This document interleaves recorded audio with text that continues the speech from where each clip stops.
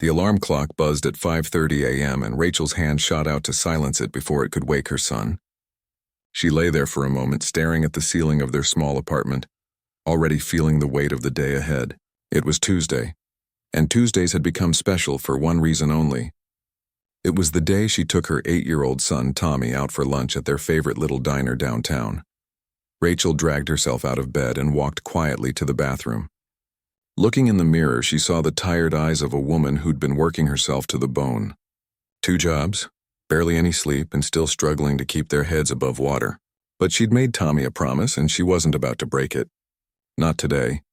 She worked as a nurse's assistant at a care facility during the day and cleaned offices at night. The pay wasn't great at either job, but it was what she could get without a college degree. Every penny went toward rent, food, and Tommy's school supplies. There was never anything left over for the extras that other kids seemed to have so easily. Tommy was still asleep when she checked on him. His room was small, barely fitting his twin bed and a small dresser, but he'd never complained. Not once. He was a good kid. The kind of kid who noticed when his mom was stressed and would try to help by being extra quiet or doing his homework without being asked.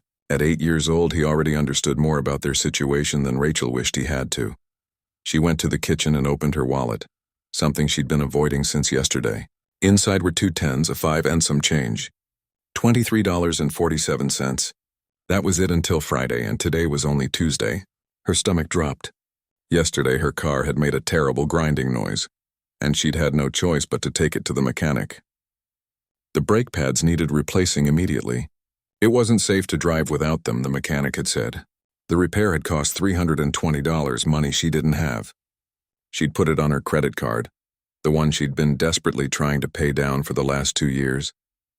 Rachel sat down at the small kitchen table and put her head in her hands. She'd checked her bank account last night on her phone, and her heart had sunk when she saw the negative sign. Overdraft fees. The automatic payment for her electricity bill had gone through, but there hadn't been enough in the account to cover it. Now she owed the bank even more. She thought about canceling lunch with Tommy. It would be the practical thing to do. $23 could buy groceries that would last them several days if she was careful. Mac and cheese, some chicken, maybe some vegetables. But then she thought about Tommy's face last week when she'd reminded him about their lunch date. His whole face had lit up. He'd been counting down the days. This monthly lunch was the one thing they did together that felt normal. For 1 hour, they could sit in a booth at the diner, order whatever they wanted from the menu, and pretend that money wasn't constantly on her mind. Tommy loved their lunches together. He'd talk about school, his friends, his dreams of becoming a scientist someday, and Rachel loved seeing him happy, seeing him just be a kid. She made her decision. They'd go to lunch. She'd order carefully and it would be fine. They'd make it work. She always did somehow. Tommy woke up an hour later and the first thing he said was, "Is it lunch day, Mom?" His hair was sticking up in every direction and he had the biggest smile on his face. "It sure is, buddy," Rachel said, matching his smile even though her stomach was churning with worry. "Get dressed and have some breakfast. We'll head out around noon." The morning passed in a blur. Rachel did laundry, cleaned the apartment, and responded to some work emails. Tommy did his homework at the kitchen table and played with his small collection of toy cars. He was a quiet kid, content with simple things. He never asked for the expensive toys or video games that other kids had. Maybe he knew they couldn't afford them, or maybe he was just naturally easygoing. Either way, Rachel was grateful. At 11:30, they started getting ready. Tommy put on his favorite shirt, a blue one with a dinosaur on it that was getting a bit small but that he refused to part with. Rachel put on jeans and a clean sweater, running a brush through her hair and trying to look more put together than she felt. The diner was a 15-minute drive from their apartment. It was called Mel's Place, a classic American diner with red vinyl booths and checkered floors. The kind of place that had been there forever and would probably be there forevermore. They'd been going there since Tommy was 5, back when things were a little easier, when Rachel had only been working 1 job and her ex-husband had still been helping with money. Those days felt like a lifetime ago. As they pulled into the parking lot, Rachel did the math one more time in her head. Tommy usually ordered a cheeseburger and a milkshake. That was about $15 with tax. She'd get something small, maybe just a soup or a side salad. That would be another $7 or $8. With tip, they'd be cutting it close, but it should work. It had to work. They walked into the diner and the smell of burgers and fries hit them immediately. The place was busy as it always was on weekday afternoons. There was a mix of people there. Office workers on lunch breaks, elderly couples having coffee, a few families with young kids. The hostess, a woman in her 50s with kind eyes and a warm smile, greeted them right away. "Well, if it isn't my favorite duo," she said. "Your usual booth?" "Yes, please," Tommy said excitedly. They slid into their booth by the window and Tommy immediately grabbed a menu even though he always ordered the same thing. Rachel picked up her menu too, but her mind was elsewhere. She was calculating, planning, worrying. The prices seemed higher than she remembered. Or maybe she was just more aware of every dollar now than she used to be. A young waitress came over with a smile. "What can I get you folks to drink?" "Chocolate milkshake, please," Tommy said. "Just water for me," Rachel added. As the waitress walked away, Tommy started talking about his science project at school. He was building a volcano, and he was so excited about making it erupt with baking soda and vinegar. Rachel listened, trying to focus on his words and not on the anxious feeling growing in her chest. She wanted to be present for this moment with her son. She wanted to enjoy this 1 hour where they could just be together without worry. But the worry was always there, sitting heavy in her stomach, refusing to be ignored. Tommy kept talking, his words coming fast and excited as he explained every detail of his volcano project. Rachel nodded and smiled, making sure to ask questions at the right moments. This was what mattered, this time with her son. Everything else could wait for an hour. The waitress returned with Tommy's milkshake, a tall glass with whipped cream piled high on top and a cherry right in the center. Tommy's eyes went wide and he immediately grabbed the straw, taking a long sip. The pure joy on his face made Rachel's heart feel both full and broken at the same time. "Ready to order?" the waitress asked, pulling out her notepad. "Can I have the cheeseburger with extra pickles?" Tommy asked. "And fries, please." "You got it, sweetheart," the waitress turned to Rachel. "And for you?" Rachel's eyes scanned the menu one more time. The soup was $8. The side salad was $7. Even the cheapest sandwich was $12. She'd been here 100 times, but today every price seemed to jump off the page. "I'll have the vegetable soup," she said finally. "Just a small bowl." The waitress wrote it down and headed back to the kitchen. Tommy had already drunk half his milkshake and was leaving a chocolate mustache on his upper lip. Rachel reached across the table with a napkin and wiped it away, and they both laughed. "Mom, guess what happened at school yesterday?" Tommy said, leaning forward with excitement. "Ryan brought his pet hamster for show and tell, and it escaped from the cage. We spent like 20 minutes trying to catch it. Mrs. Peterson was freaking out because it ran behind the bookshelf." "Did you catch it?" Rachel asked, genuinely curious now. "Yeah, I was the one who finally got it. I used my jacket to kind of trap it in the corner, and then I just scooped it up real gentle. Everyone clapped for me. That's my boy," Rachel said, pride swelling in her chest. Always the problem solver. They talked about school, about Tommy's friends, about the book he was reading. Tommy wanted to know if they could go to the library this weekend, and Rachel promised they would. The library was free, and Tommy could spend hours there, lost in books about space and dinosaurs in ancient Egypt. It was one of their favorite places. The food arrived and Tommy's face lit up again. His burger was huge, with the bun slightly toasted and the cheese melted perfectly over the patty. The fries were golden and crispy. Rachel's soup looked good too, with chunks of vegetables floating in a clear broth, but her appetite had vanished. She ate slowly, mechanically, while Tommy devoured his burger with the enthusiasm only an 8-year-old could have. They talked between bites, and for a little while, Rachel actually forgot about the money in her wallet and the negative balance in her bank account. For a little while, she was just a mom having lunch with her son, and that was enough. But then the meal was over. Tommy had finished every last fry, even wiping up the ketchup with his finger when he thought Rachel wasn't looking. The milkshake glass was empty except for some melted cream at the bottom. Rachel's soup bowl still had a bit left, but she pushed it aside.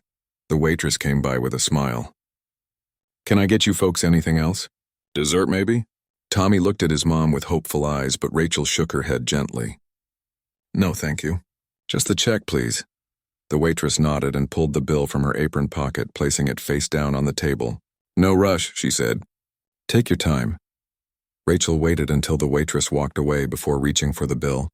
Her hand trembled slightly as she flipped it over. The numbers swam before her eyes for a second before coming into focus. $31.85. Her heart stopped. She read it again, hoping she'd made a mistake, but no. The burger was more expensive than she'd thought. And the fries were extra. And there was tax. Of course there was tax. How had she forgotten about tax? She had $23.47 in her wallet. Rachel felt her face go hot. Her hands started to sweat. This couldn't be happening. Not here, not now, not in front of Tommy. She opened her wallet again, counting the bills for the third time that day, as if somehow more money might have magically appeared. But it was the same. 2 tens, a 5, and some change. Mom? Tommy's voice cut through her panic. What's wrong? Nothing, sweetheart, she said automatically, but her voice came out too high, too tight. She cleared her throat. Everything's fine, but everything was not fine. Rachel looked around the diner, suddenly aware of all the other people there. The lunch rush was in full swing now.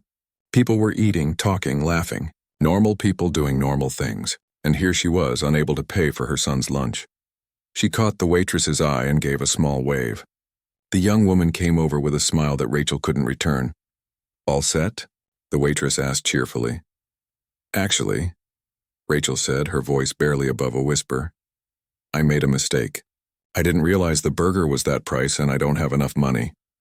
The words felt like rocks in her throat. Is there any way I could return the milkshake? I know Tommy drank it, but maybe I could pay for everything else and come back later with the rest. The waitress's smile faded into sympathy. Oh, honey, I'm sorry. Once the food's been served and eaten, I can't really take it off the bill. It's restaurant policy. Rachel felt tears starting to burn behind her eyes. She would not cry, not here. Not in front of all these people. Not in front of Tommy. I understand, Rachel said, her voice cracking. I don't know what to do. A line was starting to form near the register. Other customers were waiting to pay, and they were looking over at Rachel's table. She could feel their eyes on her, judging her, pitying her. She wanted to disappear into the floor. Tommy had gone completely quiet. He was staring down at his empty plate, his small shoulders hunched. He looked like he wanted to disappear too. Maybe I could leave my watch, Rachel said desperately, unclasping the cheap digital watch from her wrist. It's not worth much, but you could hold on to it until I come back with the money. I promise I'll come back. I just need a few days. The waitress looked uncomfortable now. I don't think I can do that either. Let me go get my manager, okay? Just hold on a second. As the waitress walked away, Rachel felt like she might be sick. This was a nightmare. A public, humiliating nightmare. She risked a glance at Tommy and saw that his eyes were watery. He was trying so hard not to cry, and that made everything worse. I'm sorry, Mom, Tommy whispered. I shouldn't have ordered the milkshake. No, baby, no, Rachel said quickly, reaching across to squeeze his hand. This is not your fault. Not even a little bit. This is my mistake, okay? You didn't do anything wrong. But she could see he didn't believe her. He thought this was his fault. And that broke her heart more than anything else. Rachel started digging through her purse one more time, even though she knew it was pointless. She checked every pocket, every fold, hoping for a forgotten $20 bill. But there was nothing. Just receipts and an old grocery list and a broken pen. The people in line were definitely staring now. Some looked annoyed that the holdup was taking so long. Others looked sympathetic. Rachel couldn't decide which was worse. She kept her eyes down, refusing to meet anyone's gaze. The manager was going to come over any second, and then what? Would they call the police? Would she have to wash dishes to pay off the bill? Would they ban her from ever coming back? And what would Tommy think? This was supposed to be their special day, and she'd ruined it. Her mind was racing through impossible solutions when she heard a voice behind her. A man's voice, calm and gentle. Excuse me. Rachel turned, and that's when everything changed. Standing behind Rachel was a tall man in a worn black motorcycle jacket and faded jeans. He had a baseball cap pulled low over his face, and there was something about him that seemed familiar, though Rachel's mind was too scrambled to place it. He was holding out some folded bills in his hand. I think you dropped this, he said softly, his voice kind and without any judgment. Rachel stared at the money in confusion. No, I didn't. That's not mine. The man's eyes were warm and steady as he looked at her. Even with the baseball cap shadowing his face, she could see them clearly. Brown eyes that seemed to understand more than what was being said out loud. I'm pretty sure you did, he insisted gently, pressing the bills into her hand before she could protest further. It was right there on the floor next to your booth. Rachel looked down at the money in her hand. There were several 20s folded together.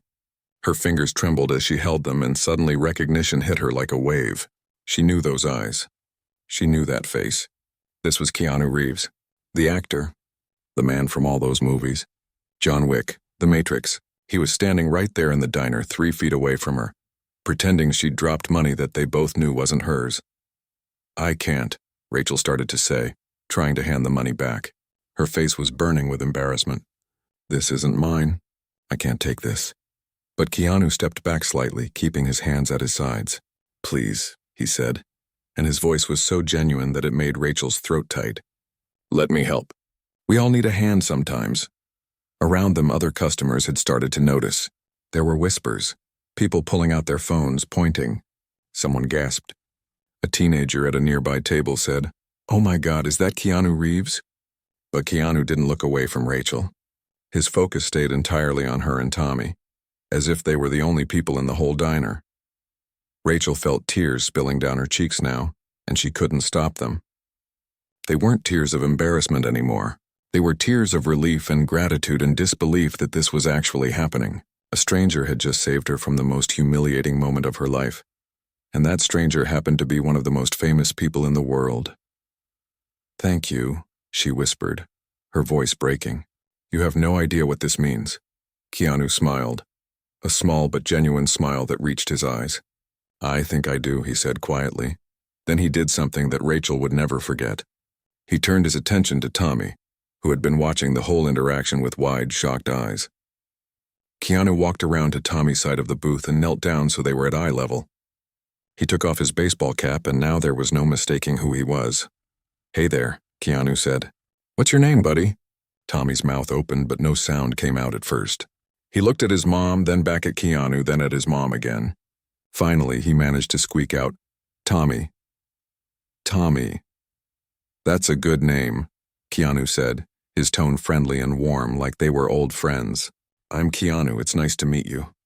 "I know who you are," Tommy said, finding his voice. "You're Neo from The Matrix. We watched it at my friend's house." "Well, parts of it. Mom said I'm too young for the whole thing." Keanu laughed, a real laugh that made the tension in the air dissolve a little. "Your mom's probably right about that. It's pretty intense. Maybe in a few years." Tommy nodded seriously, still starstruck but starting to relax. Then Keanu's expression became more thoughtful. He glanced at Rachel, then back to Tommy. "Can I tell you something important, Tommy?" Tommy nodded. "Your mom is working really, really hard for you. I can tell.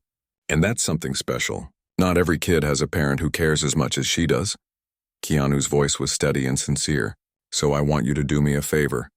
I want you to tell your mom she's doing a great job. Because she is. Can you do that?" Tommy's eyes got a little watery, and he nodded again. He turned to Rachel. "You're doing a great job, Mom."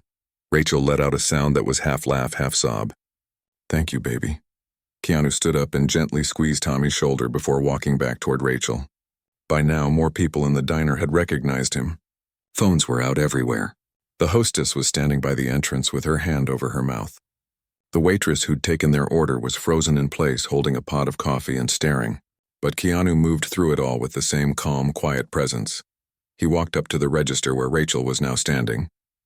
She'd pulled out her $23 to combine it with the money he'd given her, but Keanu shook his head. "Put that away," he said. "This is on me." "You've already done too much," Rachel protested weakly. But she could see in his face that he wasn't going to budge.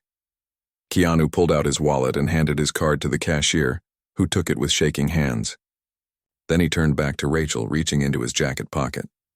He pulled out a napkin from the dispenser on the counter and asked the cashier for a pen. He wrote something down quickly and folded the napkin before handing it to Rachel. "This is the name and number of an organization here in the city," he explained. "They help families who are going through tough times. Job placement, financial counseling, food assistance, things like that. A friend of mine used their services once and they made a real difference." Rachel took the napkin with trembling fingers. "I don't know what to say." "You don't have to say anything," Keanu replied. "Just promise me you'll reach out to them. There's no shame in asking for help. We all need it sometimes." The cashier handed back his card and Keanu signed the receipt. Rachel noticed he'd left a $100 tip. The young cashier noticed too, and her eyes went wide. Keanu turned back to Rachel one more time. "Take care of yourself and that great kid of yours," he said. Then he looked over at Tommy and gave him a wave. Tommy waved back, still looking like he couldn't quite believe this was real. As Keanu turned to leave, something rippled through the diner. It started with one person clapping, then another. Then suddenly everyone was applauding. The sound filled the small space, echoing off the walls and windows. People were standing up from their booths. Someone cheered. The teenage girl who'd first recognized him had tears streaming down her face. Keanu looked a bit embarrassed by all the attention. He gave a modest wave, that same small smile on his face, and then he walked toward the door. He put his baseball cap back on, pulled it low, and stepped out into the sunny afternoon. Through the window, Rachel watched him climb onto a motorcycle parked on the street. A moment later, he was gone, disappearing into the traffic like he'd never been there at all. The diner slowly settled back into its normal rhythm, but the energy had changed. People were talking excitedly, sharing what they'd just witnessed. The waitress came up to Rachel, and Rachel could see that she'd been crying too. "Your lunch is on the house," the waitress said, her voice thick with emotion. "Use that money he gave you for whatever you need." Rachel started to protest, but the waitress held up her hand. "Please, what we just saw was incredible. Let us be part of it too." A man in a business suit approached from a nearby table. "Excuse me," he said to Rachel. "I couldn't help but overhear a bit of what happened. I own a small accounting firm downtown, and we're looking for an office manager. I know you don't know me, but if you're interested, here's my card. Give me a call tomorrow." He handed her a business card and walked away before Rachel could even respond. Then an older woman came over. "There's a food pantry at St. Mary's Church on Oak Street," she said kindly. "They're open every Wednesday and Saturday. Good people there. They helped my daughter when she was going through a rough patch."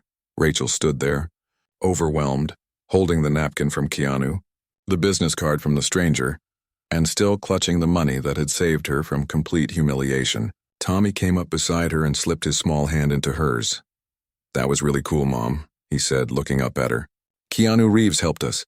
"Yeah," Rachel said, her voice barely a whisper. "Yeah, he really did." Rachel and Tommy walked out of the diner in a daze. The sun was bright, and the normal sounds of the city, traffic and people and life moving forward felt surreal after what had just happened. Rachel kept expecting to wake up, for this to turn out to be some kind of dream. But Tommy's hand in hers was real. The napkin in her pocket was real. The business card was real. They got into Rachel's old car, and for a moment they just sat there in silence. Tommy was the first to speak. "Mom, did that really just happen?" Rachel let out a long breath, one she felt like she'd been holding for hours. "I think so, baby. I think it really did." "Keanu Reeves paid for our lunch," Tommy said, as if saying it out loud would make it more believable. "And he talked to me. He actually talked to me." "He did," Rachel agreed, and she couldn't help but smile despite the tears still wet on her cheeks. "He was really kind, wasn't he?" "Yeah," Tommy said, his voice full of wonder. "He was so nice. And he said you're doing a great job." That made Rachel's tears start again, but they were different now. Not tears of shame or fear or desperation. These were tears of release, of hope, of feeling seen by someone when she'd felt invisible for so long. The drive home was quiet, both of them lost in their own thoughts. When they got back to their apartment, Rachel made Tommy a snack and then sat down at the kitchen table with the napkin Keanu had given her. She unfolded it carefully, smoothing out the creases. In neat handwriting, he'd written, "Family Resource Center," and a phone number underneath. Below that, he'd added, "You're stronger than you know." Rachel read those words over and over. "You're stronger than you know." Did he know how much she'd needed to hear that? Did he understand that she'd been about to break under the weight of everything? She pulled out her phone and stared at the number. It was 3 in the afternoon. Would anyone even answer? Was it too soon to call? But something in her, some spark that had been dimming for months, suddenly flared back to life. She dialed the number before she could talk herself out of it. A woman answered on the 3rd ring. "Family Resource Center, this is Patricia speaking. How can I help you today?" Rachel's voice caught in her throat for a second. "Hi, my name is Rachel. I was given your number by someone who said you might be able to help my family. We're going through a difficult time financially, and I'm not sure where to start." Patricia's voice was warm and without judgment. just like Keanu's had been. "Rachel, I'm so glad you called. That's exactly what we're here for. Can you tell me a little bit about your situation?" For the next 20 minutes, Rachel talked. She talked about her 2 jobs that barely covered their bills. She talked about being a single mom, about Tommy, about the constant juggling act of trying to keep them afloat. She talked about the car repairs and the overdraft fees and the feeling of drowning that had become her normal. Patricia listened to everything, asking questions here and there, but mostly just letting Rachel speak. When Rachel finally finished, Patricia said, "You've been carrying a lot, Rachel, but you don't have to carry it alone anymore. We have several programs that I think could help you. Can you come in tomorrow for an appointment? We'll sit down together and figure out a plan." Rachel felt something loosen in her chest. Yes, I can come in tomorrow." They set up a time, and when Rachel hung up, she realized she was smiling. Actually smiling. She looked at the business card the man at the diner had given her. Owner and CEO of a small accounting firm, office manager position. She'd call him tomorrow too. That evening, after Tommy had gone to bed, Rachel sat in the quiet of their small living room and let herself feel everything that had happened. The embarrassment of not being able to pay, the kindness of a stranger who could have just walked by but chose to help instead, the way Keanu had knelt down to speak to her son, taking the time to make him feel special, and to remind him that his mother was doing her best.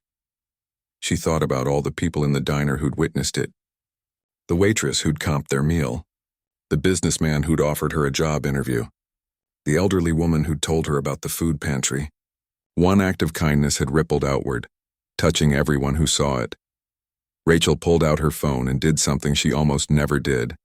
She went on social media. She didn't have many followers, mostly just family and a few old friends, but she wanted to say something. She wanted to acknowledge what had happened. She typed carefully, "Today, when I was at my lowest point, a stranger showed me kindness I'll never forget. He reminded me that it's okay to struggle, and it's okay to accept help. To that stranger, if you somehow see this, thank you. You changed my life today. And to everyone else, be kind. You never know what someone is going through, and your kindness might be the thing that saves them." She didn't mention Keanu by name. That felt private, sacred somehow. But she needed to put the gratitude somewhere, to let it exist in the world. The next morning, Rachel called the number on the business card. A secretary answered and put her through to the owner, Mr. Chen, the man who'd approached her at the diner. "I was hoping you'd call," he said when he picked up. "Listen, I know that was a strange way to offer someone a job interview, but I meant what I said. Can you come in this afternoon? Say around 2? "Yes," Rachel said, her heart pounding. "I'll be there. Thank you." She called in sick to her day shift, something she never did, and spent the morning getting ready for the interview. She wore her best outfit, a simple gray dress she usually saved for church. She printed out her resume on the library's computer, a resume that felt thin and inadequate. But Mr. Chen had seen her at her most vulnerable, and he'd still offered her this chance. The interview went better than Rachel could have hoped. Mr. Chen was kind and straightforward. He asked about her experience, her skills, her situation. He told her about the job, about the company, about what he was looking for in an office manager. At the end of the interview, he offered her the position. The salary was more than both her jobs combined, with benefits that included health insurance. Rachel had to bite her lip to keep from crying right there in his office. "I saw something in you yesterday," Mr. Chen said as she was leaving. "The way you handled that situation, the way you were trying to protect your son, that showed character. And frankly, I've been looking for someone with integrity for this position. Skills can be taught, character can't." Rachel floated out of that office building feeling like a different person than the one who'd walked in. She went straight from the interview to her appointment at the Family Resource Center. Patricia was in her 50s with kind eyes and a practical air about her. She sat down with Rachel and went through everything with a fine-tooth comb. By the end of their meeting, Rachel had enrolled in a financial counseling program, signed up for the food assistance program, and learned about a grant that could help her pay down her credit card debt. Patricia also connected her with a free legal aid service that could help her with getting proper child support from Tommy's father, something Rachel had given up on long ago. "You're going to be okay," Patricia said as Rachel was leaving. "It won't happen overnight, but you're going to be okay." Rachel believed her. For the first time in a long time, she actually believed things could get better. That night, she sat down with Tommy at their small kitchen table. "I have some good news," she told him. "I got a new job today. One job that pays better than my 2 jobs combined. And we're getting some help with our bills." Tommy's face lit up. "Really?" "Really," Rachel confirmed. "Things are going to get easier." "Because of Keanu Reeves?" Tommy asked. Rachel thought about that. He helped start it, definitely. But I think it was about more than just him. It was about people being kind to each other. 3 months passed and Rachel's life looked completely different. She'd started her new job as office manager at Mr. Chen's accounting firm, and she was good at it. Really good at it. The work came naturally to her, organizing schedules and managing the office, making sure everything ran smoothly. Mr. Chen told her weekly that hiring her was one of the best decisions he'd made for the company. With only one job and better pay, Rachel actually had time to breathe. She could help Tommy with his homework in the evenings without falling asleep at the table. They could go to the park on weekends. She'd even managed to save a little money, something that had seemed impossible just a few months ago. The financial counseling from the Family Resource Center had helped her create a budget that actually worked. The food assistance program meant she wasn't choosing between groceries and electricity anymore. And with the legal aid's help, Tommy's father had started paying child support, a court-ordered amount that came every month without fail. Rachel had paid off her overdraft fees and was slowly chipping away at her credit card debt. She had health insurance for the first time in 3 years. Tommy had new shoes that actually fit properly. They weren't rich by any means, but they were stable. And stable felt like a miracle. One evening in late spring, Rachel sat at her kitchen table with a piece of paper and a pen. She'd been thinking about this for weeks, trying to find the right words. She wanted to write to Keanu Reeves to tell him what his kindness had meant, how it had changed everything. But she didn't know what to say. How do you thank someone for saving your life when they probably didn't even realize that's what they were doing? She started writing. The words came slowly at first, then faster. "Dear Mr. Reeves," she wrote, "you probably don't remember me. 3 months ago you were at Mel's Diner downtown, and you helped a woman who couldn't pay for her son's lunch. That woman was me. I'm writing to you now because I wanted you to know what happened after that day." She told him about the phone call to the Family Resource Center, about the job interview with Mr. Chen, about all the programs and help she'd accessed because he'd given her that napkin with the number on it. She told him about Tommy, how he still talked about meeting Keanu Reeves, how he told all his friends that Keanu said his mom was doing a great job. "I was drowning that day," Rachel wrote. "I'd been drowning for a long time, but that day in the diner was when I finally ran out of air. And then you threw me a lifeline. You could have walked past us. You could have pretended not to notice. But you didn't. You stopped and you helped. And you did it with such kindness that you made me feel like a person again instead of just a problem to be solved." She included a photo of Tommy with his recent report card. He'd gotten all A's and B's and he was beaming in the picture, holding up the paper with pride. On the back of the photo, Tommy had written in his careful 8-year-old handwriting, "Thank you for helping my mom. She really is doing a great job." Rachel addressed the envelope to Keanu's production company, the only address she could find online. She didn't know if he'd ever see it. Probably not. He must get thousands of letters. But she needed to send it anyway. She needed to close that loop to say thank you properly, even if he never read it. She mailed the letter the next day and tried not to think about whether she'd get a response.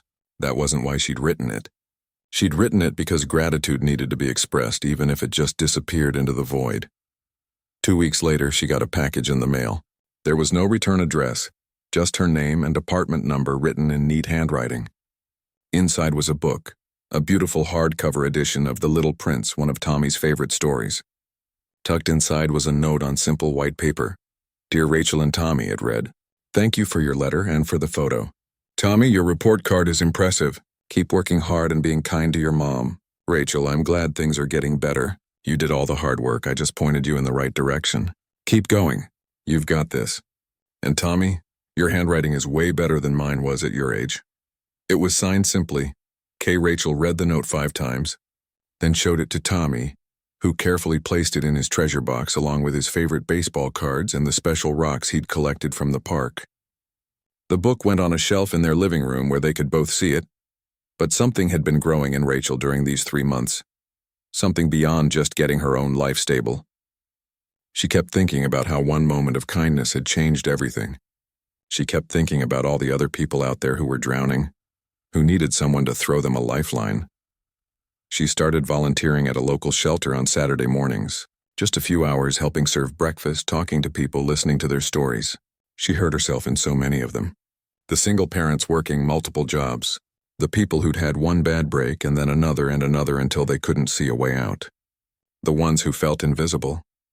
She tried to see them the way Keanu had seen her.